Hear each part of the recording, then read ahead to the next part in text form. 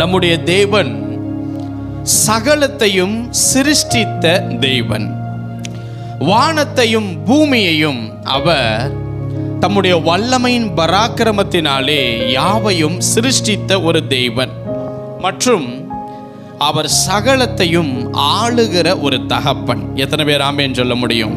பாருங்க, அவருடைய வார்த்தையினாலே வானங்களும் அவருடைய வாயின் சுவாசத்தினாலே சர்வ சேனையும் உண்டாக்கப்பட்டது என்று வேதம் நமக்கு பதிவிட்டு காட்டுகிறது. அவருடைய காருண்யத்தினாலே இந்த பூமி நிறைந்திருக்கிறதாக சங்கீதக்காரர் எழுதினார். என அன்பானவர்களே, பாருங்க, உலகத்தில் இருப்பவனை காட்டிலும் நம்மளை அழைத்த தேவன், நம்மளை பிரித்தெடுத்த தேவன், அதிலும் நம்மளை தெரிந்து கொண்ட தேவன், இன்றைக்கும் நம் வழி விலகாமல் வழி நடத்தி கொண்டிருக்கிற தகப்பன், அவர் ஒரு நல்ல தேவன், அவர் ஒரு பெரிய தேவன், அவருக்கு சமமானது ஒன்றுமே கிடையாது. எத்தனை பேர் ஆமென் சொல்ல முடியும்? ஹல்லேலூயா. அவர் சமுத்திர ஜலங்களை, வேதம் சொல்லுகிறது, அவர் எப்பேற்பட்ட வல்லமை உள்ளவர் என்று அநேக காரியங்களை நாம் பார்த்திருக்கிறோம். இதற்கு முன்பதாகவே வானம் அவருக்கு சிங்காசனம், பூமி அவருக்கு பாதபடி, அவர் சமுத்திரத்திற்கே ஒரு கரையை கட்டளையிட்டு எல்லையை கட்டளையிட்டது எல்லாம் பார்த்தோம். ஆனால் ஒரு விசேஷித்த பதிவை வேதம் நமக்கு என்ன சொல்லுகிறது என்றால், இந்த சமுத்திர ஜலத்தை அவர் குவியலாக சேர்த்து ஆழமான அந்த ஜலத்தை பொக்கிஷமாக வைத்திருக்கிறாராம். ஹல்லேலூயா. இது கற்பனைக்கும் முடியாத அப்பாற்பட்ட ஒரு காரியம். ஆனால் வேதம் நமக்கு அவர் எவ்வளவு ஒரு பெரிய தேவன், சாதாரணமான உங்களையும் என்னையும் வழி நடத்தி கொண்டிருக்கிறார் என்று வேதம் பதிவிட்டு சொல்லுகிறது. அவர் சமுத்திரத்தின் ஆழமான ஜலத்தை பொக்கிஷமாக சேர்த்து வைத்திருக்கிற ஒரு நல்ல தகப்பன். எத்தனை பேர் ஆமென் சொல்ல விரும்புறீங்க? அப்படிப்பட்ட ஒரு சர்வ வல்லமையுள்ள ஒரு நல்ல தகப்பன் நம்மளை வழி நடத்தி கொண்டு இருக்கிறார். எத்தனை பேரால் ஆமென் சொல்ல முடியும்? நீங்களும் நானும் ஏதோ நம்மளுடைய சூழ்நிலை சொல்லும், ஏதோ நம்ம இருக்கிறோம், ஏதோ வாழ்றோம், ஏதோ போறோம், இந்த உடம்புல இந்த சுவாசம் இருக்கிற வரைக்கும் எதையோ பண்ணி இப்படியே வாழ்ந்து தொலைப்போம் என்கிற சூழ்நிலை உங்களுக்கு இருக்கலாம். ஆனால் நான் சொல்லுகிறேங்க, தேவன் ஒருவர் நம்மளை வழி நடத்தி கொண்டிருக்கிறார். ஹல்லேலூயா. நமக்கு சுவாசத்தை கொடுத்த தேவனுக்கு தெரியும் இந்த சுவாசம் எப்பொழுது முடிய வேண்டும் என்று, நிற்க வேண்டும் என்று. நம்மளுடைய மகிமையான முடிவுகளை அந்த பெரிய தேவன் நம்முடைய வருகிற நாட்களிலே கொடுக்க அவர் வல்லமையுள்ள தகப்பனாய் இருக்கிறார்.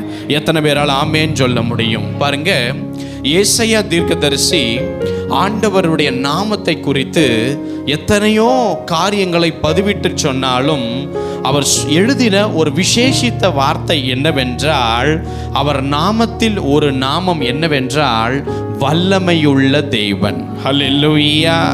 என்றென்றைக்கும் நம்மோடு கூட அந்த பெரிய, அந்த சர்வ வல்லமையுள்ள, ஒருவரும் சேரக்கூடாத ஒளியில் இருக்கிற விசேஷித்த தேவன் சாதாரணமான மண் பாண்டங்களாகிய நம்மளுடைய வாழ்க்கையை அவர் இயக்கி கொண்டிருக்கிறார். உங்களுடைய வாழ்க்கை உங்களுடைய கரத்திலே அல்ல, அது பெரிய தேவனுடைய கரத்திலே உள்ளது. எத்தனை பேரால் ஆமென் சொல்ல முடியும்? ஹல்லேலூயா. அவர் சொல்ல ஆகும், அவர் கட்டளையிட அவைகள் நிற்கும். ஹல்லேலூயா. எத்தனை பேர் ஆமென் சொல்ல முடியும்? பாருங்க, அவருடைய ஒரே ஒரு வார்த்தை நம்முடைய வாழ்க்கையின் நிலையை மாற்றக்கூடும்.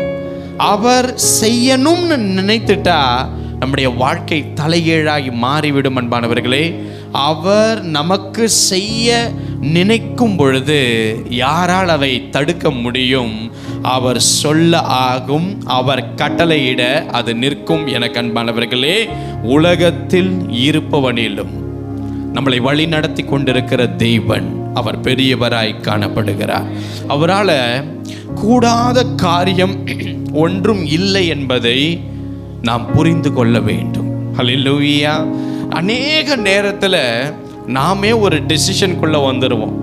அவ்வளோதான், ஆண்டவரே எனக்கு இந்த தீர்மானத்தில் ஒரு மாற்றத்தை கொடுக்கணும்னு அவருக்கே எண்ணம் இல்லாத போது அது அவ்வளவுதான், இனி இவைகள் மாறாது என்கிற ஒரு நிலைக்கு நம்ம வருவோம் பாருங்க.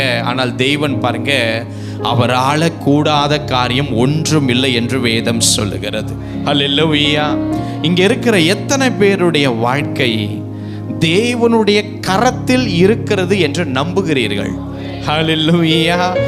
அவருடைய திட்டம் இல்லாமல் ஒரு காற்று கூட உங்கள் உடம்பிலே முகத்திலே வீச முடியாது அன்பானவர்களே. அவர் திட்டம் இல்லாமல் உங்கள் தலையில் இருக்கிற முடி கூட விழாதல்ல, அது அசையவே அசையாது. அல்லேலூயா. தேவனுடைய திட்டம் என்றைக்குமே அவைகள் பெரியதாய் காணப்பட போகிறது.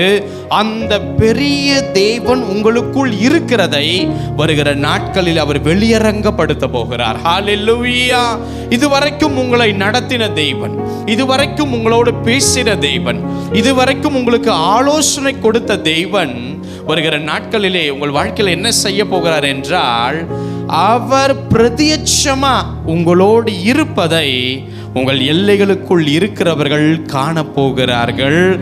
அவர் உங்களுக்காக நிற்கிறதையும், அவர் உங்களுக்காக பேசுகிறதையும், அவர் உங்களுக்காக காரியங்களை செய்து முடிப்பதையும், அவர் உங்களுக்காக எல்லாவற்றையும் அவர் மனரம்யமாய் ஆசீர்வதிக்க போகிற காரியத்தையும் உங்கள் எல்லைகளுக்குள் இருக்கிறவர்கள் மற்றவர்கள் காணும்படி, உன்னைய பெரிய தேவன்தாம்பா வழி நடத்துறார் என்று சொல்லும்படி சாட்சிகள் ஏற்படும் என்பதை நான் விசுவாசிக்கிறேன். எத்தனை பேர் விசுவாசிக்கிறீர்களோ ஆமென்னு சொல்லுங்க பார்க்கலாம். ஹல்லேலூயா.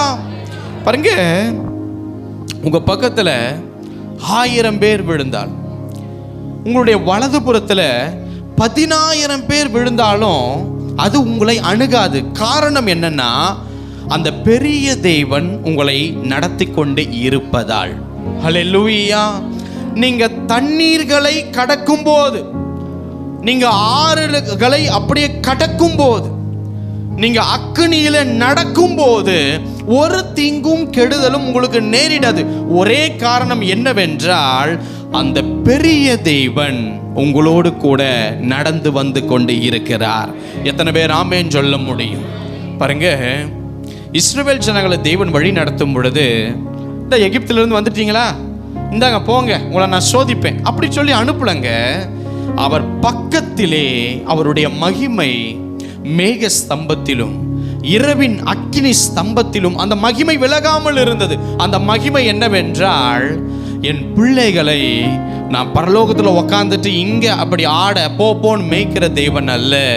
என் மகிமை அவர்கள் கூடவே சென்று, என் மகிமை அவர்களை காப்பாற்றி, அவர்களுக்கு சொன்ன வார்த்தையை நிறைவேற்ற என் மகிமை அவங்க கூடவே நிற்கணும் என்று சொல்லி ஒரு மகிமை 40 வருஷம் கூட வந்தது. ஆனால் அவர்கள் அந்த மகிமையை கண்டு வியக்கவில்லை. மாறாக அவனுடைய உள்ளங்கள் எதிர்பார்த்த காரியத்தை அவர்கள் விரும்பினார்கள். நான் உங்களுக்கு சொல்லுகிறேன், இன்னைக்கு அநேக பிரச்சனைகள் நீங்கள் இருக்கலாம், அநேக குழப்பத்தில் நீங்க இருக்கலாம். ஆனால் ஒன்றே ஒன்று சொல்லுகிறேன், இயேசுவின் நாமத்தினாலே தேவன் ஒருவர் நம்மளுடைய வழிகளிலே நமக்கு முன்பாய் சென்று கொண்டிருக்கிறார். எத்தனை பேர் ஆமென் சொல்ல முடியும்? ஹல்லேலூயா. பாருங்க, சத்துருக்கள் படையெடுக்கட்டும், தண்ணீரை போல ஆழமான பிரச்சனைகள் எழும்பற்றும், உங்களை அவித்து போடும்படி அந்த காரியங்களின், அந்த அக்கினின், அந்த அலையின் அந்த காரியங்கள் வீசற்றும். ஏது நடந்தாலும் சரி, தேவன் பெரியவராய் ஒருவர் என்னோடு கூட நடந்து வந்து கொண்டு இருக்கிறார். ஹல்லேலூயா. எத்தனை பேர் விசுவாசிக்கிறீங்க? உங்க கடனை காட்டிலும் அவர் பெரியவர், உங்களுடைய பலவீனங்களை காட்டிலும் அவர் பெரியவர், உங்களுடைய இருளான சூழ்நிலைகளை காட்டிலும் அவர் பெரியவர், உங்களுக்கு விரோதமாய் படையெடுத்து நிற்கும் சத்துருக்களை பார்க்கிலும் அவர் பெரியவர். அந்த பெரிய ஒரு தெய்வன் உங்களை தெய்வன் வித்தியாச விதத்திலே நடத்துவது மாத்திரமல்ல, உங்களோடு திரும்ப அந்த மகிமை வந்து தங்கினது நிமித்தம் மாற்றங்களும் மறுரூபமும் உங்கள் வாழ்க்கையில் இனி வருகிற நாட்களிலே உண்டாக போகிறது.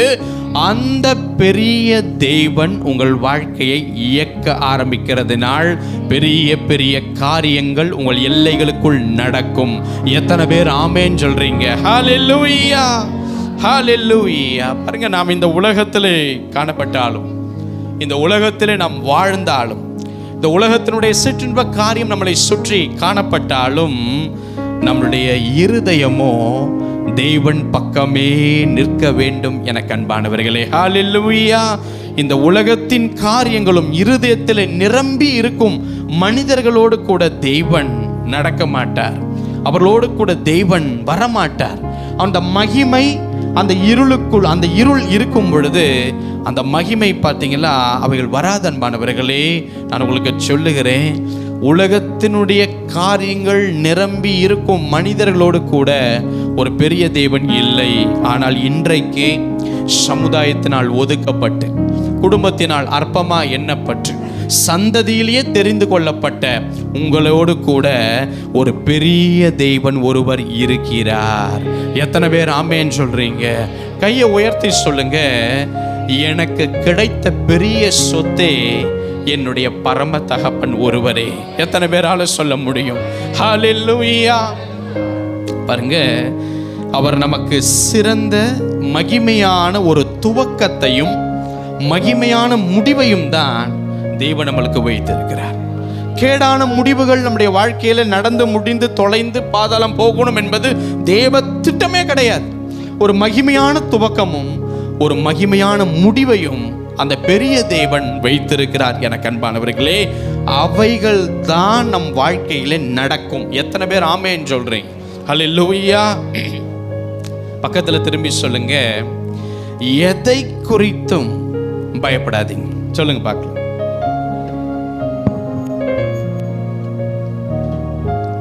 சிலர் நாட்களை கண்டு பயப்படுறாங்க, சிலர் மாதங்களை எண்ணிட்டு பயப்படுறாங்க, சிலர் கடனை குறித்து, சிலர் பலவீனங்களை குறித்து, சிலர் வியாதியை குறித்து, சிலர் மனுஷனுடைய வார்த்தைகளை குறித்து, சிலர் கையில் ஒன்றும் இல்லையே என்று குறித்து, இப்படி பலவிதமான பயங்கள் நம் இருதயத்தில் வரலாம்.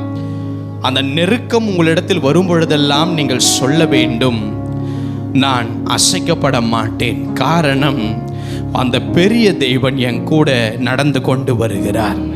எனக்கு முன்பாக அவர் செல்லுகிறார்.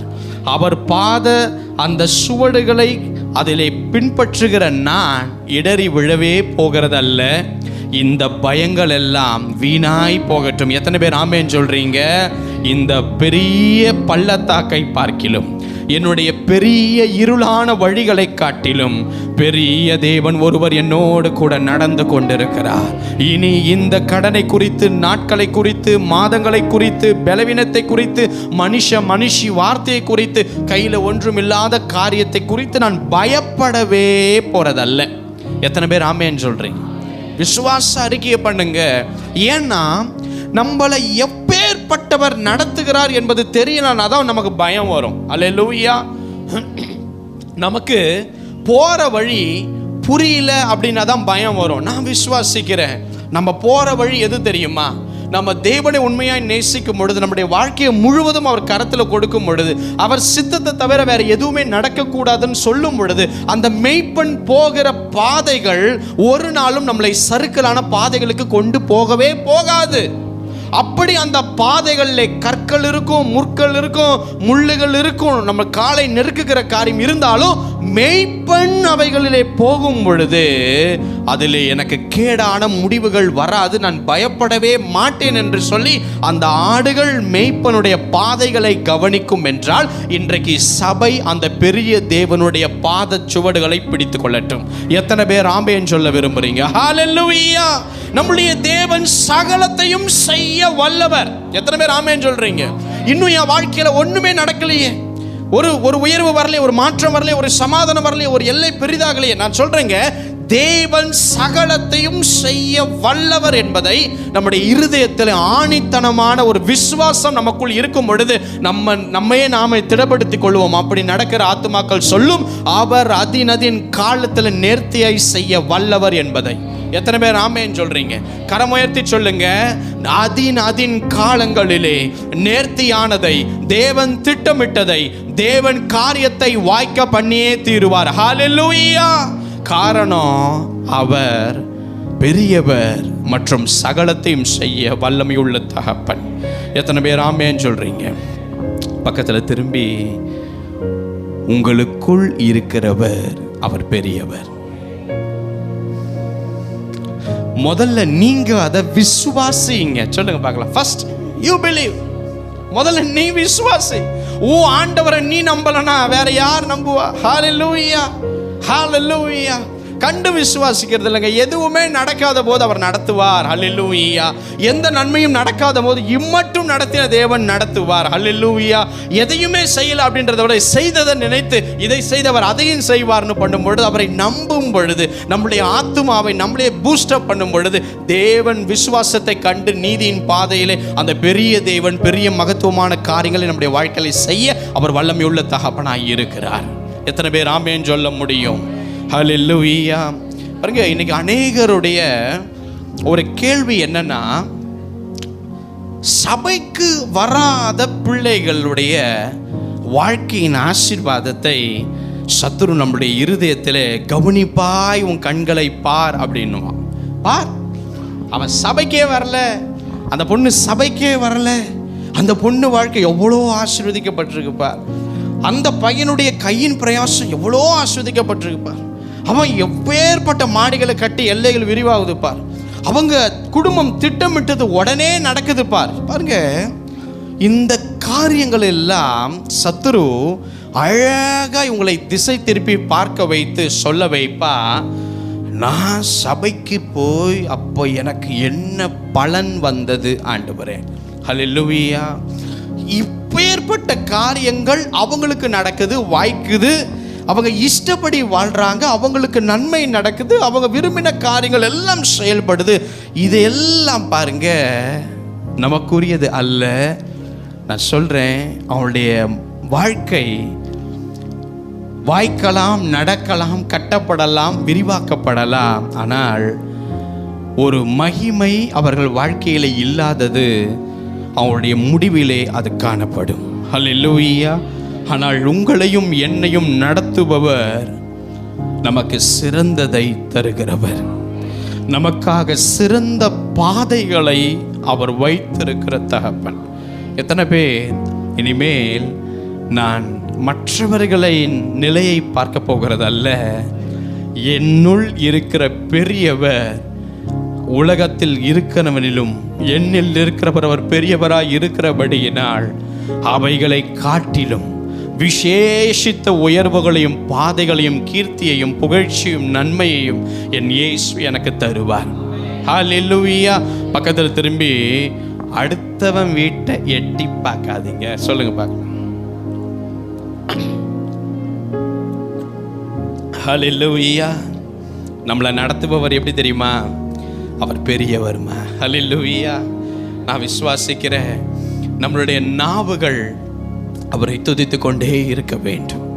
நம்முடைய இருதயம் அவருடைய வல்லமையை தியானித்து கொண்டே இருக்க வேண்டும். எத்தனை பேர் விசுவாசிக்கிறீங்க? ஆண்டவர் என்னோடு கூட இந்த செய்தியை ஆயத்தப்படுத்தும் போது சொன்னார், நான் பெரியவர் என்பதை, என்னால் முடியாத ஒரு விஷயம் ஒன்றும் இல்லை என்பதை அநேக நேரத்திலே என் சபையின் பிள்ளைகள் மறந்து போகிறார்கள். ஹல்லேலூயா. காற்று பலமாக வீசட்டும், புயல் நல்லா அடிக்கட்டும், படகு கவிழ்ற சூழ்நிலை வரட்டும், அந்த வலைகள் வெறுமையாய் காணப்படட்டும், அலைந்து திரிந்து பிரயாசம் வாய்க்காம இருக்கட்டும், நான் சொல்லுகிறேன், நீங்கள் அவரால் ஆசீர்வதிக்கப்பட்ட ஒரு கூட்டம் என்று. ஹல்லேலூயா. பெற்று ஆண்டவரை துதித்து மகிமைப்படுத்துவதல்ல, தேவன் உங்களை நேசிக்கிற விதம் அது வேற லெவல், அது பெரியது. அன்பானவர்களே, ஒன்றும் இல்லாத போதும் என் தேவன் எனக்காக செய்ய வல்லவர் என்பதை யார் விசுவாசிக்கிறார்களோ, எனக்காக இந்த ஆண்டவர் நிச்சயம் செய்வார் என்று காணாமல் நம்புகிறார்களோ அவர்கள் பாக்கியவான்கள். அவர்களுக்குள் இருக்கிற ஒரு பெரிய தேவன் இனி அமைதியா இருக்க போகிறது கிடையாது. உங்களுக்குள் அவர் இருக்கிறார் என்பதை பல காரியங்களின் மூலம் இனி வெளிப்படுத்த போகிறார். எத்தனை பேர் விசுவாசிக்கிறீங்க? ஹல்லேலூயா. உலகத்தில் இருப்பவனை காட்டிலும் உங்களுக்குள் இருப்பவர். பக்கத்தை திரும்பி, சும்மா அழாம, சும்மா புலம்பாம, பெரியவர் இருக்கிறார், பார்த்து கொள்வார். சொல்லுங்க. ஹல்லேலூயா. ஹல்லேலூயா. பாருங்க, தேவன் ஒரு தாயின் கருவுல ஒரு குழந்தையை உண்டாக்கும் போது ஏதோ இது பிறந்து தொலைக்கணும் அப்படின்னு உருவாக்குறது அல்லங்க. அந்த குழந்தை பிறக்கிற அந்த ஒவ்வொரு பிள்ளைகளுக்கும் ஒரு திட்டம் ஒன்று உண்டு. ஹல்லேலூயா. அந்த திட்டம் அது ஒரு மேலானதும் மகிமையானதும், அது வெளிச்சம் நிறைந்ததும், அது பலருக்கும் ஆசீர்வதிக்கப்பட்டதும், அது திருப்தியான ஒரு நிலையின் முடிவும் அந்த திட்டத்தில் காணப்படும். ஹல்லேலூயா. நம் ஒவ்வொருவரை கொண்டுதான் தேவன் நம்மளை ஒரு பெரிய திட்டத்தோடு தான் நம்மளை அழைத்திருக்கிறார். நீங்கள் எந்த துறைகளில் வேலை செய்தாலும் சரி, என்ன ஊழியத்தை செய்தாலும் சரி, எந்த குடும்பத்தில் இருந்தாலும் சரி, தேவன் உங்களை தெரிந்து கொண்ட ஒரு பர்பஸ் ஒன்று உண்டு. ஆண்டவர் உங்களை வைத்திருக்கிற ஒரு நோக்கம் ஒன்று உண்டு. ஆண்டவர் உங்களுக்கு இருளான முடிவுகளை வைத்து நீ செத்து தொலையணும், நீ மாட்டி முழிக்கணும், உன்னை அவமானப்படுத்தணும், உன்னை வந்து சிக்கலுக்குள் சிக்க வைக்கணும், தேவன் இவைகளை செய்யவே மாட்டார்.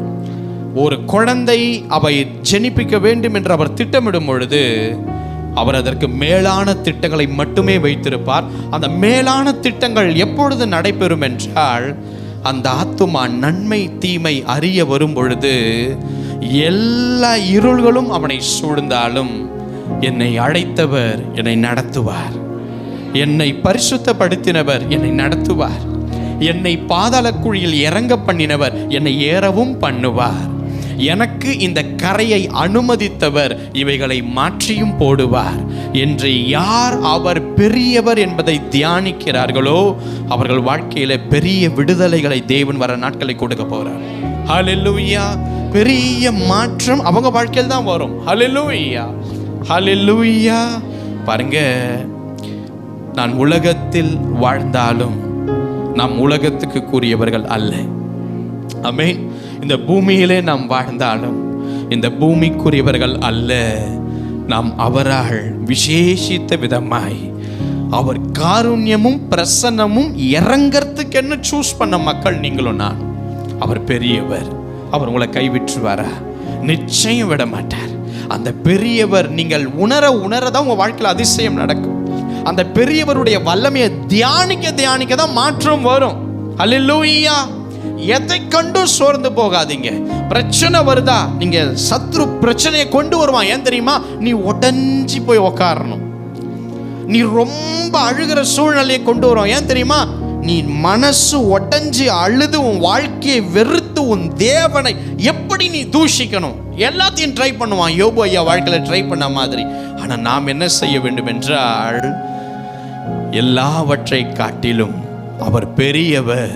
எப்படி மாற்றுவார், எப்படி கொண்டு வருவார், எப்படி செய்வார்னு எனக்கு தெரியாது. ஆனால் ஒருவனுக்காக பிள்ளைக்காக, என் தாய் தகப்பனுக்காக, யாருக்காகவும் என்னை அழைத்த தேவனை நான் விட்டு கொடுக்கவே மாட்டேன். எத்தனை பேர் ஆமேன் சொல்றீங்க? எத்தனை பேர் ஆமேன் சொல்றீங்க? ஹல்லேலூயா. பாருங்க, அந்த உன்னதமான பெரிய தேவனுடைய மகிமை சாதாரணமாய் இருக்கிற நம்முடைய வாழ்க்கைக்குள் நம்மளை பெரியவனாய் மாற்ற அவர் பெரியவர் என்பதை நீ விசுவாசி. நம்ம பெரியவளா மாற்ற அவர் பெரியவர் என்பதை நீங்க விசுவாசி. கர்த்தர் நிச்சயம் செய்வார். அன்பானவர்களே, பாருங்க, யோபு ஐயா எல்லாத்தையும் இழந்தார். Right, okay. அவருடைய மனைவி பேசிட்டாங்க. ரைட். சரீர சுகத்தை இழந்தார். ரைட். சொத்து போச்சு, 10 பிள்ளைங்க, 7 குமாரர்கள், 3 குமாரத்திகள் போச்சு, எல்லாம் ரைட். ஆனா ஆண்டவர் எதையோ ஒரு விஷயத்தை கவனித்து கொண்டே இருக்கிறார். என்னன்னா, யோபு ஐயா கிட்ட யார் யார் என்ன மாதிரி பேசுகிறார்கள். அல்லேலூயா. பாருங்க, தன்னுடைய சிலர் வந்து சொல்றாங்க, நீ ரொம்ப பாவம் பண்ணிட்ட, பெரிய சாபம் மேல விழுந்துருச்சு, அதனாலதான் ஒரே நல்ல மொத்தமும் வாழ்க்கை ஜீரோக்கு வந்துருச்சு. கர்த்தர் அந்த வார்த்தையை கவனிக்கிறார். இன்னும் சிலர் அவருடைய சகோதரர்கள் சொல்றாங்க, சிநேகிதர்கள் சொல்றாங்க, நீ பெரிய தப்ப பண்ணி தேவனே உன்னை கைவிடுற சூழ்நிலை வர அளவுக்கு நீ துன்மார்க்கமா எதையோ நடந்துட்ட அப்படின்னுட்டு சிலர் பேசுறாங்க. ஆனா ஆண்டவர் பாருங்க, நான் எப்பயுமே சொல்றேன், நாம அழுதாலும் அவர் பிரசன்னம் நம்ம அருகில் இருந்து நம்மளை பலப்படுத்தும். நாம உடைந்தாலும் அவருடைய வார்த்தையின் காருண்யம் நம் பக்கத்திலே இருக்கும். நம்ம மகிழும் பொழுதும் அவர் கூடவே இருப்பார். எத்தனை பேர் ஆமேன்னு சொல்றீங்க? அவருக்கு உங்களை விட்டு விலகவோ கைவிடவோ உங்களை நிர்மூலமாக்கவோ அவருக்கு தெரியாது. ஆனால் அவர் இல்லாதத மாதிரி சூழ்நிலைகள் காணப்படுமே தவிர பெரிய தேவன் என் கூட இருக்கிறார். எத்தனை பேர் ஆமேன்னு சொல்ல முடியும்? பெரிய தேவன் உங்களோடு கூட இருக்கிறார் நீங்க சொல்லணும். அப்போ எல்லா காரியங்களும் அந்த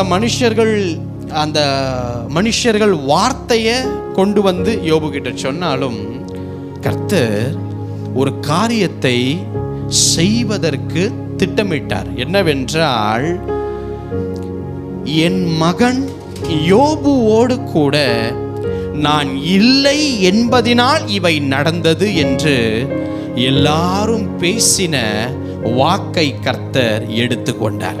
எத்தனை பேர் ஆமென் சொல்றீங்க? ஆண்டவர் என்ன வார்த்தையை எடுத்தார் தெரியுமா? நம்ம பேசுற சில வார்த்தையெல்லாம் தேவன் ரெக்கார்ட் பண்றதை போல எழுதி வைத்துக் கொள்வார். எத்தனை பேருக்கு தெரியும்? ஹல்லேலூயா. நம்மளுடைய சில அவரை ஹர்ட் பண்ற மாதிரி நம்ம பேசுற வார்த்தை கூட அவர் பதிவிட்டு கொள்வார். அத மாதிரி யோபு ஐயாவை பத்தி யாரெல்லாம் பேசுனாங்களோ தேவன் பதிவிட்டு கொண்டார். அப்போ அவர் நினைச்சார், என் மகனோடு கூட நான் இல்லை என்பதனால்தான் இவையெல்லாம் நடந்ததுன்னு சொல்லி ஏராளமான கூட்டம் சொல்லுது. இப்ப அவர் நினைத்து கொண்டு ஒன்று செய்தார், இனிமேல் என் மகனோடு கூட நான் இருக்கிறேன் என்பதை இவனுங்க எல்லாரும் பார்க்கும்படி நான் செய்வேன் என்று சொல்லிதான் அவர் சிறையிருப்பை மாற்றினார். அவர் இழந்ததை 2 மடங்கு தந்தார். அவர் இழந்த 10 பிள்ளைகள், 7 குமாரர்கள், 3 குமார்த்தைகளை அப்படியே கொடுத்து, வசனம் சொல்லுது, தேசத்திலே யோபினுடைய குமாரத்திகளை போல சௌந்தரியமான பெண்கள் அந்த தேசத்துல எங்கேயுமே கிடையாது. அல்லேலூயா. பாருங்க, யோபுனுடைய குமாரத்திகளை போல அழகும் சௌந்தரியமும் செல்வாக்கும் மிகுந்த பெண்கள் அந்த தேசத்திலேயே இல்லாதபடிக்கு கர்த்தர் யாரெல்லாம் என் மகனோடு கூட நான் இல்லை என்று பேசினார்களோ நான் அவரோடு இருக்கிறேன், நான் யோபுவோடு இருக்கிறேன் என்பதை ஒவ்வொருவரும் பார்க்கும்படி கர்த்தர் கிரியை செய்தார். எத்தனை பேர் ஆமென் சொல்றீங்க? நான் சொல்றேன், ஆண்டவர் உங்களோடு கூட இருப்பதை இனி நீங்களே பார்ப்பீர்கள். ஹல்லேலூயா. இனி அவர் அமைதியா இருக்க போகிற நாட்கள் அல்ல, உன் கூட நான் இருக்கிறேன் என்பதை வெளியரங்கப்படுத்துகிற நாட்கள். எத்தனை பேர் ஆமென் சொல்ல முடியும்? ஹல்லேலூயா. இன்றைக்கு யோபு ஐயாவினுடைய காரியங்களை கர்த்தர் செய்ததுக்கு காரணம், ஆண்டவரே நினைச்சார், ஓ இவனுங்க இப்படி பேசுறாங்களா, அப்ப நான் என்ன பண்ணணும், நான் என் பிள்ளையோடு கூட இருக்கிறத நிரூபிக்கணும்னு. இதையே நம்மளுடைய வாழ்க்கையில தேவன் நினைப்பதற்கு நாம வழி விடுறதே கிடையாது. ஹல்லேலூயா.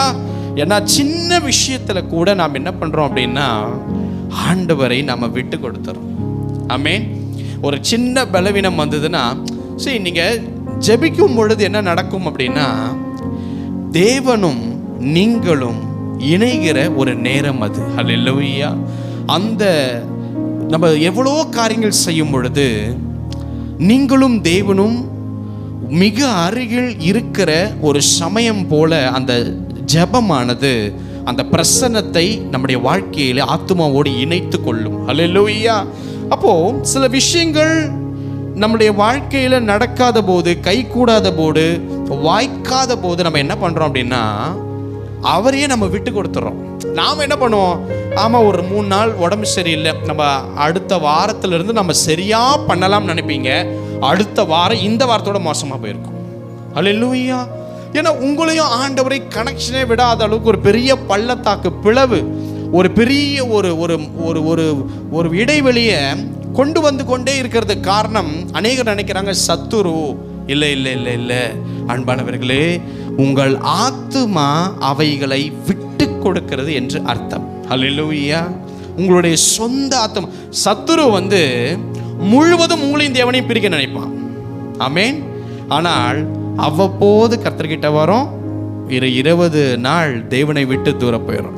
திரும்ப ஒரு 5 நாள் வரும், திருப்பி ஒரு மாதம் ஜபம் கிடையாது, வேத வாசிப்பு கிடையாது, உபவாசம் கிடையாது, சபைக்கு வர்றது கிடையாது, எதுவும் கிடையாது.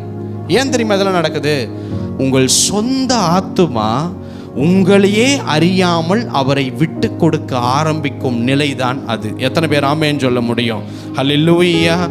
சொல்றேன், எது வந்தாலும் இந்த பெரிய தேவனை இழப்பதற்கு நாம் முயற்சி செய்யவே கூடாது. எந்த காரியத்திற்காகவும் நமக்கும் அவருக்கும் நடுவில் ஒரு இடைவெளி வந்துவிடவே கூடாது. எத்தனை பேரால் ஆமேன்னு சொல்ல முடியுங்க? ஹல்லேலூயா. எந்த பொருளுக்காகவும், எந்த வசதிக்காகவும், எந்த மனுஷனுக்காக, எந்த மனுஷிக்காக, எந்த ஐஸ்வர்யத்துக்காக, எந்த பிள்ளைகளுக்காகவும் கர்த்தரை இழந்து விடவே கூடாது. இதை யோபு நிரூபித்தார். ஹல்லேலூயா. 10 பிள்ளைங்க வீட்டில் டெட் பாடியாக கிடக்கு. எல்லாரும் வீட்டில் வந்திருக்காங்க. இவர் போயிட்டு சாம்பலில் உட்காந்து ஆண்டவரை பார்த்து, இது ஏன் நடந்தது, எப்படி நடந்தது அப்படின்ட்டு அவர் சொல்லாமல், அவர் பிறந்த நாளை சபித்து அவர் தேவனை புகழ்ந்து சொன்னார், நீர் எண்ணி முடியாத அதிசயங்களை செய்கிறவர் அப்பா. எப்படி விட்டு கொடுக்காம காணப்பட முடியும்? அந்த மாதிரி ஆத்துமாக்களுக்கு பெரியவர் என்பதை கர்த்தர் நிரூபிக்க வல்லமையுள்ளவராய் காணப்படுகிறார். இன்னைக்கு எத்தனை பேர் ஒரு முடிவு எடுக்கிறீங்க? இனி எதற்காகவும் தேவனை நான் விட்டு கொடுக்காமல் அவருடைய பிரசன்னத்தை உறுதியாய் பற்றி கொண்டு அவர் வல்லமை என் வாழ்க்கையில் அதிகமாய் கிரியை செய்ய நான் வழிவிட போகிறேன். எத்தனை பேர் ஆமேன்னு சொல்ல விரும்புறீங்க? ஹல்லேலூயா. நான் அதிக முக்கியத்துவத்தை இனிமேல் தான் கொடுக்க போகிறேன். முடிவெடுங்க. சத்துரு வெட்கப்பட்டு நிற்பான். எத்தனை பேர் முடிவெடுக்கிறீங்க? கரம் உயர்த்தி, ஆண்டவரே, நான் எவ்வளோ விஷயத்தில் உங்களை நான் விட்டு கொடுத்துருக்கேன். ஆனால் பரிசுத்தவான் அல்ல, உங்களுக்கு தெரியும். ஆனால் நான் உங்களை ரொம்ப நேசிக்கிறேன் ஆண்டவரே. எத்தனை பேர் சொல்ல விரும்புகிறீங்க? கண்களை மூடி,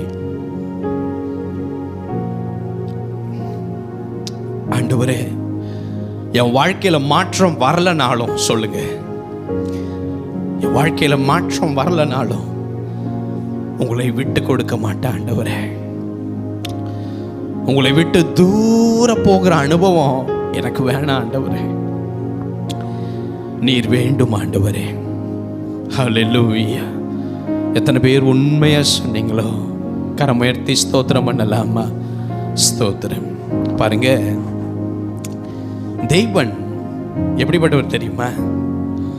உன்கிட்ட ஒன்று பேசி, உன் பின்னாடி போய் ஒன்று பேசி, நீ அக்கறையில் இருக்கும் பொழுது இக்கரையில் இருக்கிற மனுஷன் கிட்ட ஒன்று பேசி, அவர் அப்படி பேசவே மாட்டார். அல்லேலூயா. இதற்கு சிறந்த ஒரு உதாரணம் யார் என்றால், கர்த்தர் பாருங்க, மோவாப் தேசத்துல பாலாக் என்கிற ஒரு ராஜா ஒருத்தன் இருந்தான்.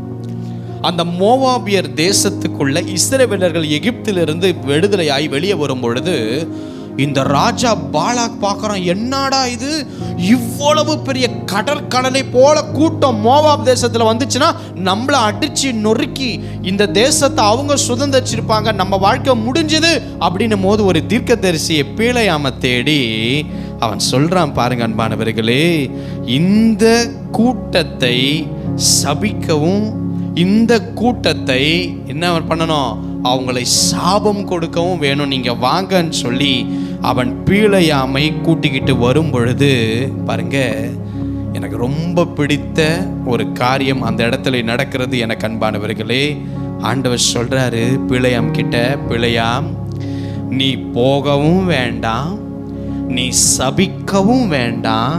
அவர் சொல்றாரு, அவர்கள் ஆசீர்வதிக்கப்பட்ட ஜனம். அல்லேலூயா. அப்படின்னா என்ன தெரியுமா? நீ அங்க போகவும் வேணாம், அவங்கள பார்த்து சபிக்கவும் வேணாம், அவங்க என்னால தெரிந்து கொள்ளப்பட்ட மக்கள். அதாவது பீலையாம் அந்த ஜனத்தோடு கூட பெரிய தேவனாய் நான் நடந்து கொண்டு இருக்கிறேன், நீ அமைதியா இருந்து கர்த்தர் அங்க பேசினார். எத்தனை பேர் ஆமேன்னு சொல்ல முடியும்? பீலையாமும் கர்த்தருடைய பிள்ளை தானே. இங்க வந்து என்ன சொல்லி, இந்த காலத்துல இருந்து என்ன சொல்லியிருப்பாங்க, மோசே இருக்கிறார், மோசே, பீலையாம் நீ பண்றதான்பா கரெக்ட், போப்பா சபிப்பா. ஒவ்வொரு ஊழியக்காரனுக்கும் ஒவ்வொரு வார்த்தை, சுய வார்த்தை. ஆண்டவர் அப்படிலாம் பேச மாட்டாருங்க. கடவுள் கர்த்தர் பேசினார், அடையாளத்தை காட்டினா 1000 ஊழியக்கார் வந்தாலும் 1000 பேர் வாயில ஒரே வார்த்தை தான் இருக்கும், கர்த்தர் பேசினார் என்றார். இங்க பாருங்க, இப்போ பீலையாம் தேவனுடைய பிள்ளை, இவர் போய் தீர்க்க தரிசனமா சபிக்கணும். கர்த்தர் சொல்றார், பண்ணாத, இஸ்ரவேல் மக்களுக்கு பெரியவரா நான் இருக்கிறேன், நீ வந்து அங்க சபிக்காத அப்படின்னு தேவன் சொல்றார். அப்போ மோசே கூட இருக்கும் பொழுது கர்த்தர் விட்டு கொடுக்கல. மோசே அக்கறையில் இருக்கும் பொழுது விட்டு கொடுக்கல, மோசே மரித்ததுக்கு அப்புறமும் விட்டு கொடுக்கல. காரணம், ஒரு மனிதனோடு கூட கர்த்தர் நடப்பார் என்றால் அந்த பெரியவர் கடைசி வரைக்கும் உண்மையாய் நடத்துகிற மேய்ப்பன். எத்தனை பேர் ஆமென் சொல்றீங்க? நான் சொல்றேன், இயேசு கிறிஸ்துவின் நாமத்தினாலே ஒரு பெரிய தேவன் உங்களை வழி நடத்தி கொண்டிருக்கிறார். உங்களை சபிக்க, உங்களை நிர்மூலமாக்க, உங்களை உடைக்க, உங்கள் கால்களின் கட்டுகளை அப்படியாய் சிக்க வைக்க எத்தனை அபிஷேகம் பெற்றவர்கள் எழும்பினாலும், கர்த்தரை விட்டு ஒருவேளை நீங்கள் தூர போயிருந்தாலும், கர்த்தர் உங்களை குறித்து அப்படியாக அவர் சொல்லுவார், அவர் என்னுடைய மகன், அவள் என்னுடைய மகள், அவள் ஆசீர்வதிக்கப்பட்டவள், அவன் ஆசீர்வதிக்கப்பட்டவன், அவனை நான் பெரியவராய் நடத்துகிறேன் என்பதை கர்த்தர் எச்சரிப்பார். எத்தனை பேர் ஆமென் சொல்ல முடியும்? அவரை விட்டு நம்மளை தூர போயிருந்தாலும் ஒரு நாளும் நம்மளை நிர்மூலமாக்காத நினைக்கும் ஒரு நல்ல தகப்பன். நான் சொல்றேமா, நம்ம சரியா ஜெபம் பண்ணாத போது எத்தனையோ நாள் இருளின் ஆவி நம்மளை வந்து சூழ்ந்து நம்மளை உடைச்சிருக்கலாம். எத்தனையோ நாள் நாம அவரை தேடாத போது விபத்தின் ஆவிகள் உன்னை சீர்குலைச்சிருக்கலாம். எத்தனையோ நாட்கள் அவர் விரும்புகிற பாதையில நீ போகாததுனால உன்னை பாதாளத்தில் படுக்கை போட சத்ரு விட்டிருக்கலாம். ஆனால் தேவன் எதையுமே பண்ணாததுக்கு காரணம் என்ன தெரியுமா? அந்த அனாதி தீர்மானத்தின் அன்பு, அழைக்கவும் தெரிந்து கொள்ளப்பட்ட பாத்திரமாகிய உன்னை எங்க எப்போ தொட வேண்டும் என்பது கர்த்தருக்கு தெரியும். மற்றவர்களுக்கு அவர்கள் என் தேசத்தை சுதந்திரிக்கிறவங்க என்று மோவாப் பாலாக் நினைக்கலாம். ஆனால் கர்த்தர் சொன்னார், அவர்கள் என்னால் ஆசீர்வதிக்கப்பட்டவர்கள். ஆனால் அவனுங்க செஞ்சது என்ன தெரியுமா?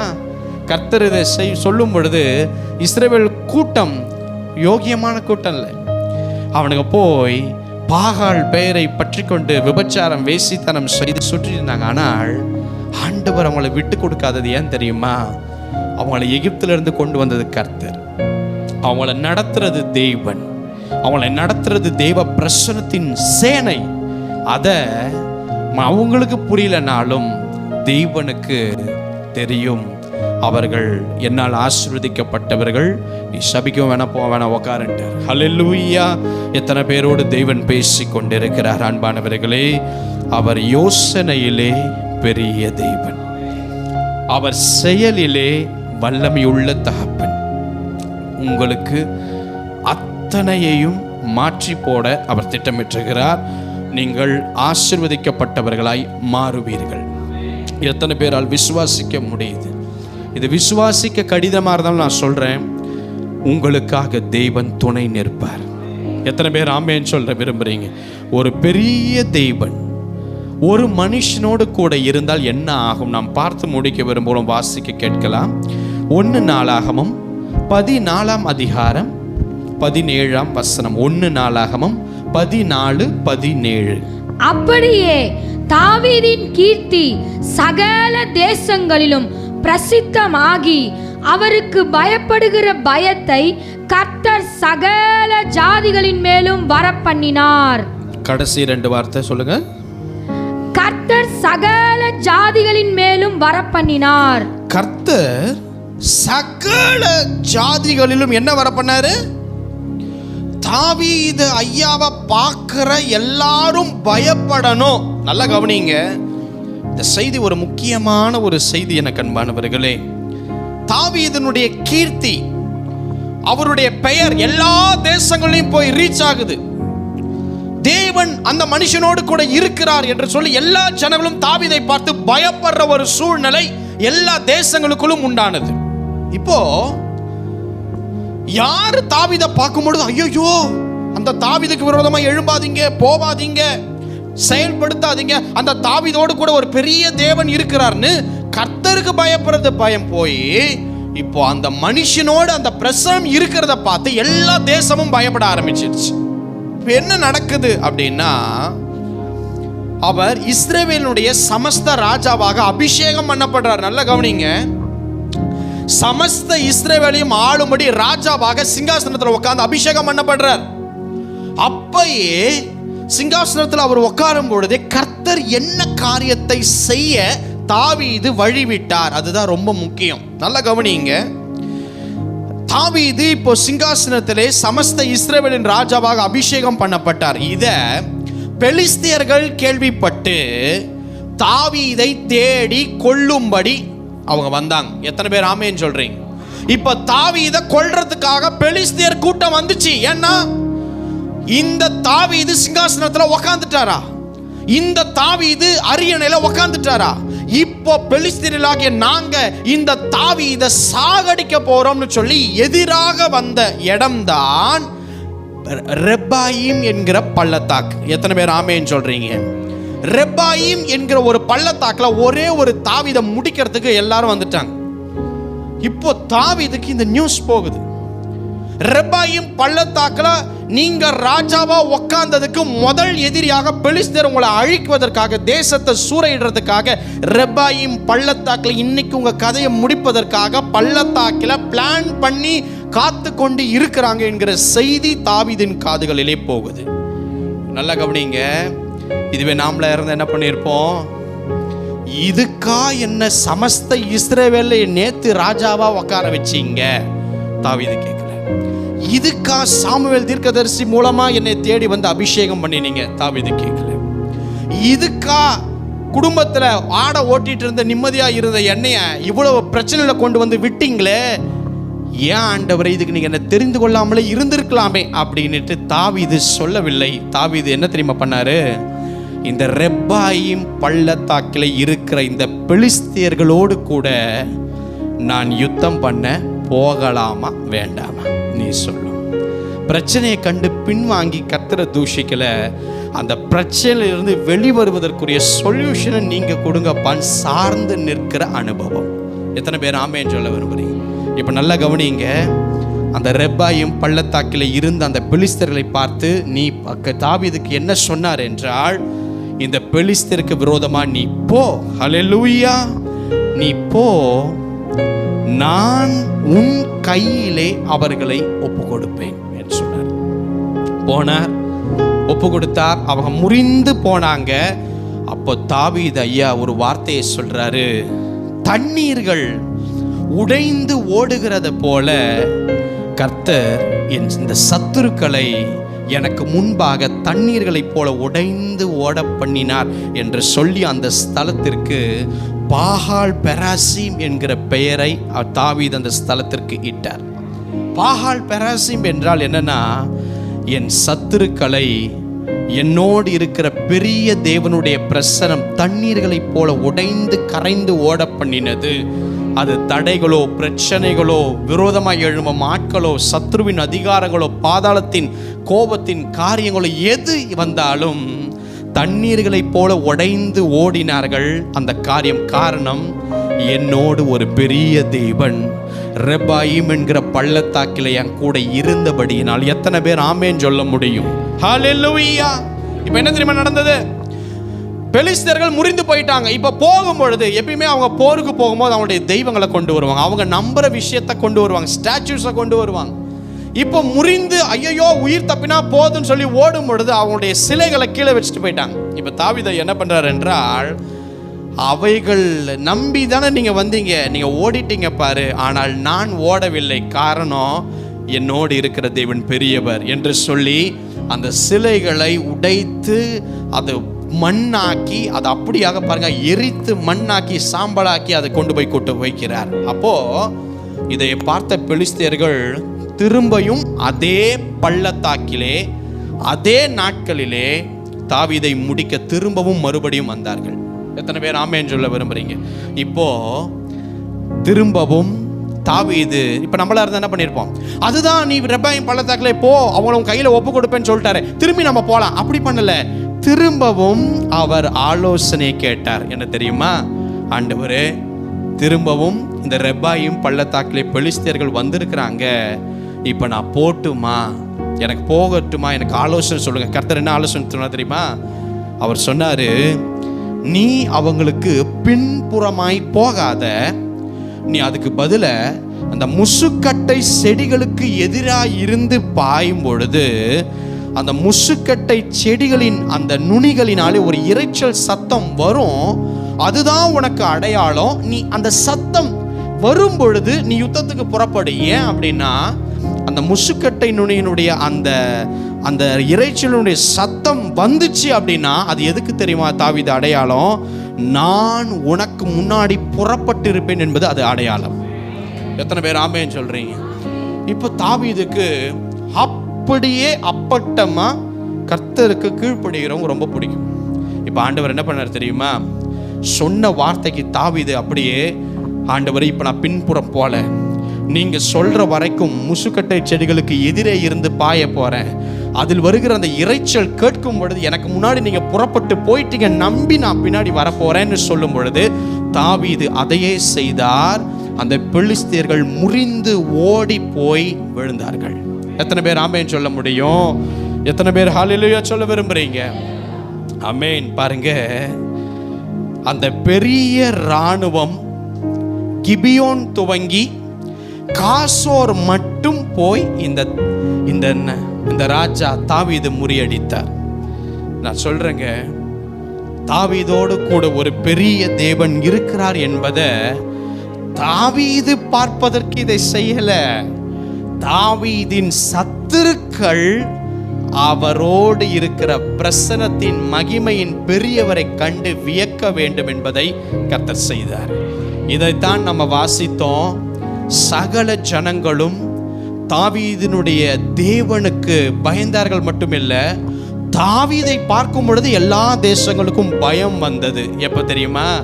அவர் இஸ்ரவேலின் சமஸ்த ராஜாவா உக்காந்ததுல இருந்தே அந்த பெரிய தேவன் அவருக்குள் இருந்து நடத்துகிறவர் பெரியவர் என்பதை தாவீது நினைச்சாரே எல்லாருக்கும் அலறினானுங்க அன்னைக்கு. காரணம், அவருடைய கீர்த்தியும் புகழ்ச்சியும் பரவினதற்கு காரணம் கர்த்தரே தாவீதை பார்த்த எல்லாரும் பயப்படணும். ஏன்னா அவரை நான் நடத்தி கொண்டு இருக்கிறேன் என்பதை கர்த்தர் வெளியரங்கமாக்கினார். எத்தனை பேர் ஆமென் சொல்ல விரும்புறீங்க? நான் சொல்றேங்க, கர்த்தர் சகல ஜாதிகளும் உங்களை கண்டு பயப்படும்படி அவர் பெரியவர் என்பது உங்கள் வாழ்க்கையின் மூலம் விளங்க போகிறது. எத்தனை பேர் ஆமென் சொல்றீங்க? பாருங்க, அவர் நினைக்கல இஸ்ரவேல்ல ராஜாவா நான் அபிஷேகம் பண்ணப்படுவேன், இவ்வளவு எதிரி வருவாங்க, இவ்வளவு திட்டம் போடுவாங்க, என்னை மாமனாரே தேடுவார், என்னுடைய சொந்த குடும்பமே என்னை குழியில் தள்ள தேடி, எதுவுமே அவர் நினைக்கல. இதுவே நாமளா இருந்திருந்தா எதுக்காக இதை சூஸ் பண்ணி இந்த பாதையில நடத்தினீங்கன்னு எவ்வளவோ கேட்டிருப்போம். ஆனால் பாருங்க, அவர் கர்த்தரை எதிர்த்து பேசல, கர்த்தர் மேலே கோபித்து கொள்ளல, நடக்குதுன்னு சோர்ந்து போகல. ஆனா அதுக்கு மாறாக அவர் என்ன செய்தார்னா, பிரச்சனையின் போது என்ன பண்ணா சொல்யூஷன் நீங்க சொல்லுங்க. இந்த பிரச்சனைக்கு மனுஷன் 1000 தீர்வை கொண்டு வருவான். ஆனால் கர்த்தர் கொடுக்கிற ஆலோசனையும் தீர்வும் மட்டும்தான் நமக்கு நிரந்தர விடுதலையாய் காணப்படும். ஹல்லேலூயா.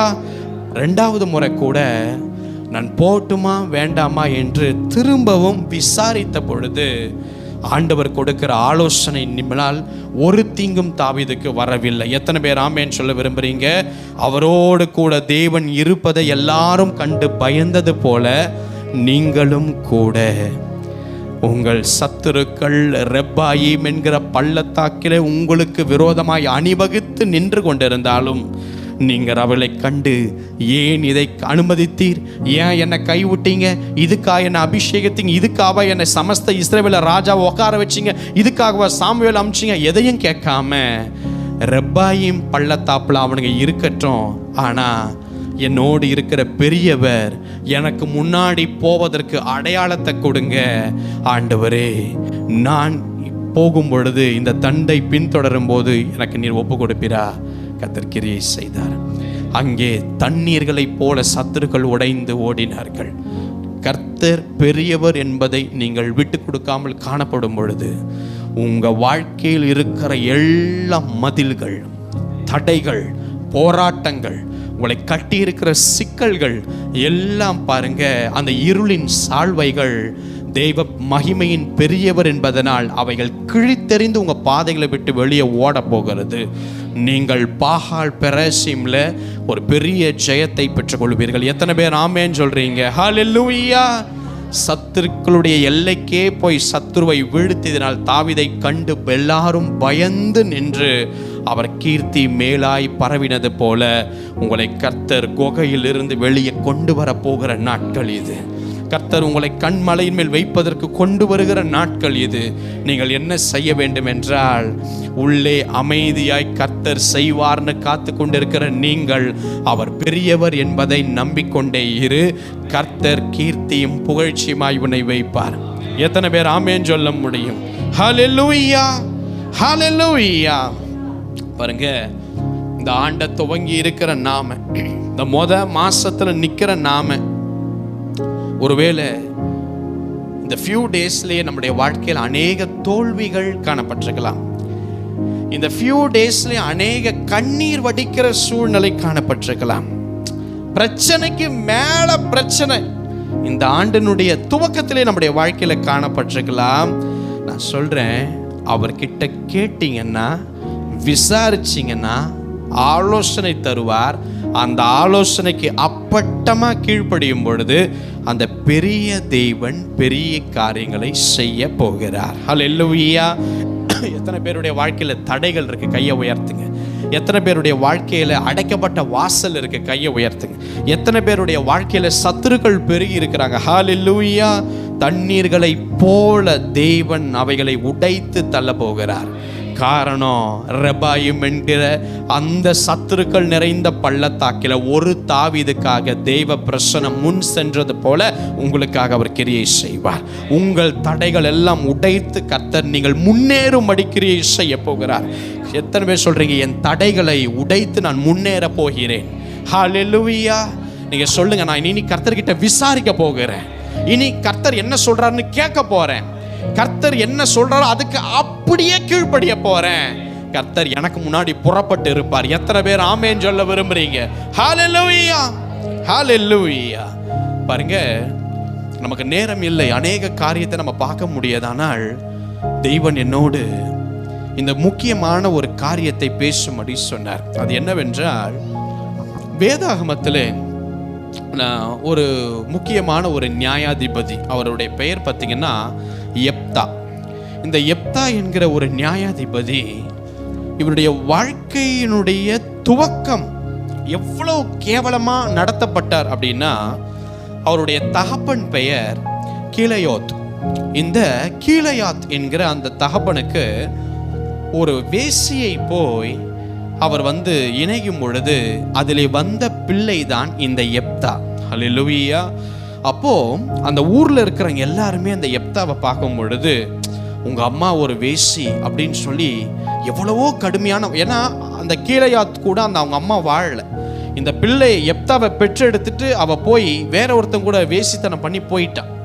அப்போ இந்த கீலேயாத் என்ன பண்றாரு அப்படின்னா, இன்னொரு திருமணம் செய்தார். அப்போ அந்த அம்மாவுக்கு அநேக குமாரர்கள் பிறக்கிறாங்க.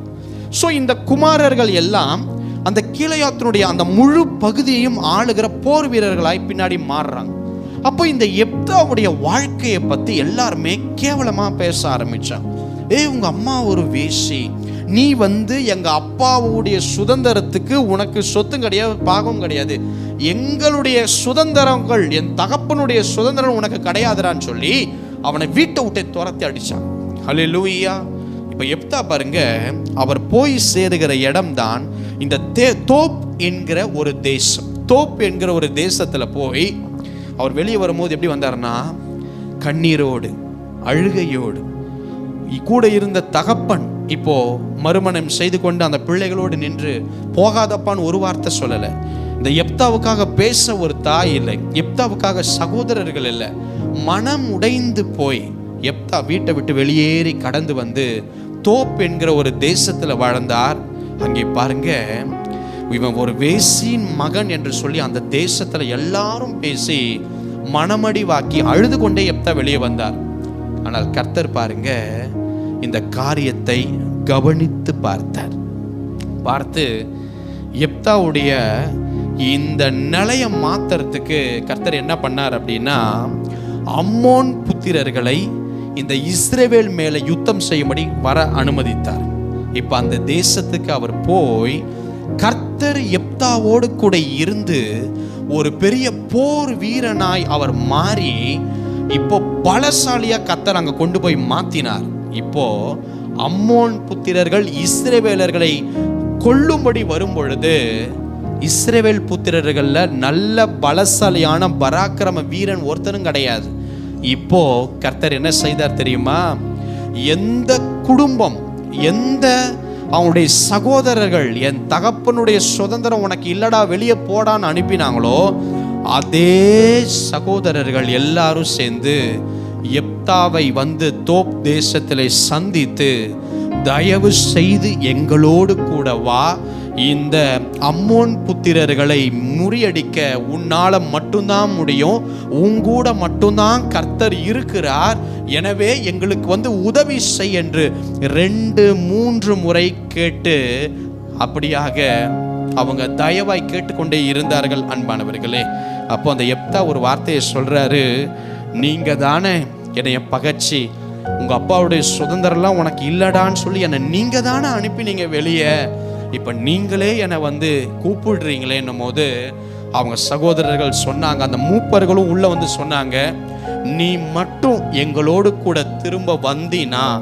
இந்த தேசத்துல உன்னை நாங்கள் நியாயாதிபதியாக தலைவனாக வைப்போம்னு சொல்லும் பொழுது இதை அப்படியே கொண்டு போய் தேவ ஆலயத்துக்கு முன்பதாக எப்தா கண்ணீரோடு அழுது தேவன் கிட்ட இந்த காரியத்தை சொல்லும் பொழுது ஆண்டவர் பாருங்க, நீ போ எப்தா, நான் பராக்கிரமசாலியாய் உன் கூட இருப்பேன்னு சொல்லி எந்த குடும்பம் அவரை வெளியே தள்ளினதோ நீ தாண்டா எங்களை ஆளணும்னு சொல்லி கர்த்தர் அப்படியே கொண்டு வந்து வைத்தது காரணம் என்ன தெரியுமா? அங்கே தாவீதுக்கு கீர்த்தியும் புகழ்ச்சியும் உண்டாகும் பொழுது தாவீதை கண்டு எல்லாரும் பயப்படும்படி வைத்தார். இங்கே எப்தாவை கீர்த்தியும் புகழ்ச்சியுமாய் வைத்து எப்தாவை கண்டு எல்லாரும் பயந்து நடுங்கும்படி அம்மோன் புத்திரர்கள் எல்லாம் தண்ணீரை போல உடைந்து ஓட பண்ணினார். பாருங்க, வேசியின் மகனை கர்த்தர் தேசத்தில் அற்பமாய் பேசப்பட்டவனை நியாயாதிபதியாய் ஆளுகிறவனாக அவரை வைத்து கர்த்தர் என்ன பண்ணினார் என்றால், எப்தாவோடு வழி நடத்தப்படுகிற தேவன் நான் பெரியவர் என்பதை எப்தாவின் வாழ்க்கையின் மூலமாய் தேவன் வெளியரங்கமாக்கினார். எத்தனை பேர் ஆமென் சொல்றீங்க? இதெல்லாம் தேவன் எதையோ கதையை உங்ககிட்ட சொல்லிட்டு இல்லை, அந்த நிலையில் இருக்கிற உங்களுக்கு அதை செய்ய போகிறார் என்பதை தேவன் முன்கூட்டியே உங்களுக்கு அறிவிக்கிறார். எத்தனை பேர் ஆமென் சொல்றீங்க? பாருங்க, இன்னைக்கு நம்ம திருவிருந்து எடுக்க போகிறோம். தேவன் பாவங்களை மன்னிக்கிறவர், அதுக்குன்னு தொடர்ந்து நாம் செய்கிற பாவத்தை மன்னித்து கொண்டே இருப்பவர் அப்படின்னு பைபிள் சொல்லல. ஹல்லேலூயா. அவர் சகல பாவங்களையும் மன்னிக்கிறவர். அவருடைய ரத்தம் சகல இருள்களான காரியத்தையும் கழுவி போடும். ஆனா நம்ம தொடர்ந்து ஒரு காரியத்தை செய்யும் பொழுது தேவனுடைய மனப்பான்மையை நீங்க புரிந்து கொள்ளணும். நான் ஒரே ஒன்று சொல்லி முடிக்க விரும்புகிறேன். வேதாகமத்தில் ஓசியா அப்படின்னு ஒரு தீர்க்கதரிசி இருக்கிறார். யாருக்கும் செய்யாத ஒரு விஷயத்தை ஓசியா கிட்ட ஆண்டவர் பேசி செய்ய சொன்னார். என்னன்னா, நீங்க அதிர்ந்து போயிடுவீங்க. ஒரு நாள் இந்த ஓசியா ஜெபம் பண்ணி கொண்டு இருக்கிறார். கர்த்தர் என்ன சொன்னார் தெரியுமா? ஓசியா, நீ போய் ஒரு வேசியை திருமணம் செய்து கொள் அப்படின்னார். ஓசியாவுக்கு ஒண்ணுமே புரியல. ஏன்னா ஓசியா இந்த புஸ்தகம் முழுவதும் என்ன அப்படின்னா நியாய தீர்ப்பை குறித்து சொல்லுது. பாவத்துக்கு கீழ்ப்படியாததனால் தேவ கோபம் எப்படி வரும் சொல்ற புஸ்தகம் தான் ஓசியா புஸ்தகம். இப்ப ஆண்டவர் சொல்றார் ஒரு நாள் ஜெபத்துல, ஏன்னா இவர் நீதிமான், மற்றவங்க எல்லாத்தையும் செய்தாலும் இவர் கர்த்தருக்கு பயந்த ஒரு நீதிமான். இப்ப ஓசியாவை பார்த்து கர்த்தர் சொல்றார், இது ஒரு அடையாளமாக சொல்றார். இது எதற்கு நான் சொல்லுகிறேன். கர்த்தர் சொன்னாரு, நீ போய் ஒரு வேசியை தேர்ந்தெடுத்து திருமணம் பண்ணி குடும்ப வாழ்க்கையை நடத்தி பிள்ளைகளை நீ பெற்றுக்கொள்ள வேண்டும்னு கர்த்தர் சொன்னார். இத ஓசியா அவர் என்ன பண்றார் அப்படின்னா, கரெக்டா பாருங்க, கோமேர் என்கிற ஒரு வேசியை தேர்ந்தெடுக்கிறார். இந்த கோமேரை தேர்ந்தெடுத்து அவளுக்கு திருமணம் செய்து அவளை வீட்டுக்கு கொண்டு வந்து, நீ வீட்டிலேயே இரு, இனி வேசி தொழிலுக்கு நீ போக வேண்டாம் அப்படின்னு சொல்லி முழு அன்பையும் இந்த ஓசியா இந்த கோமேர் மேலே வைத்தார். அவளுக்கு ஒரே சந்தோஷம். ஐயோ, 3 வேளை சாப்பாடு கொடுக்கிறார், 3 வேளை தண்ணி கொடுக்கிறார், வீட்டுக்கு தேவையானதை வாங்கி போடுறார். ஒரு ஊழியக்காரன், ஒரு நீதிமான், இனிமேல் நம்ம பாவ வாழ்க்கைக்கு போக வேண்டாம் அப்படின்ற ஒரு நிலை ஸ்டார்டிங்ல இந்த கோமேருக்கு இருந்துச்சு. அப்போ இவங்க குடும்ப வாழ்க்கை வாழும் பொழுது இவங்க முதல் கர்ப்பமாய் ஒரு குமாரனை பெற்றாங்க, 2வது கர்ப்பமாய் ஒரு குமாரத்தியை பெற்றாங்க, 3வது கர்ப்பமாய் ஒரு குமாரனை பெற்றெடுத்தால் இந்த கோமேர் ஓசியாவுக்கு. ஹல்லேலூயா. இப்போ ஒரு நாள் ஓசியாவும் அவருடைய 3 பிள்ளைகளும் நைட்டு தூங்கிட்டு இருக்கும்போது இந்த கோமேர், இந்த 3 பிள்ளை எனக்கு வேண்டாம், இந்த புருஷன் எனக்கு வேண்டாம் அப்படின்னு சொல்லி அவள் வீட்டை விட்டு கிளம்பி போய், எனக்கு வேசித்தனம் பண்ணதான் பிடிச்சிருக்கு, எனக்கு இந்த குடும்ப வாழ்க்கை செட் ஆகாதுன்னு சொல்லி திரும்ப போய் அந்த இருந்த சந்தைகளிலே பலரோடு வேசித்தனம் பண்ணும்படியாய் அவள் போய்விட்டார். காலையில ஓசியா எந்திரிச்சு பார்க்கும்போது 3 பிள்ளைங்க இருக்கு, தன் மனைவி இல்லை. அக்கம் பக்கம் போய் தேடுறார். அப்புறம் கொஞ்ச நாள் கழிச்சு ஓசியாவுக்கு தெரிய வருது, அவளுடைய மனைவி விபச்சாரம் செய்கிற சந்தைகளிலே அவள் திரும்ப அநேகரோடு கூட போய் விபச்சாரம் பண்ணி அவள் காணப்படுகிறாள் என்ற செய்தி வருது. பாருங்க, இந்த ஓசியா தன்னுடைய மனைவியை எங்கேயும் அங்க திட்டவில்லை. ஏன் என்னை விட்டு போன, ஏன் குழந்தைகளை விட்டுட்டு போன, ஏன் இதை செய்த, நல்லா கவனிங்க, இதை கேட்கல. நான் எப்பயும் சொல்றேன், பெரிய தேவன் ஒருவர் இருக்கும் பொழுது இப்படிப்பட்ட சூழல் நடக்கும் போது அவர் அவைகளை பார்த்து கொள்ளுவார் என்ற ஓசியா ஒரு சிறந்த உதாரணம். இப்ப என்ன தெரியுமா நடந்துச்சு?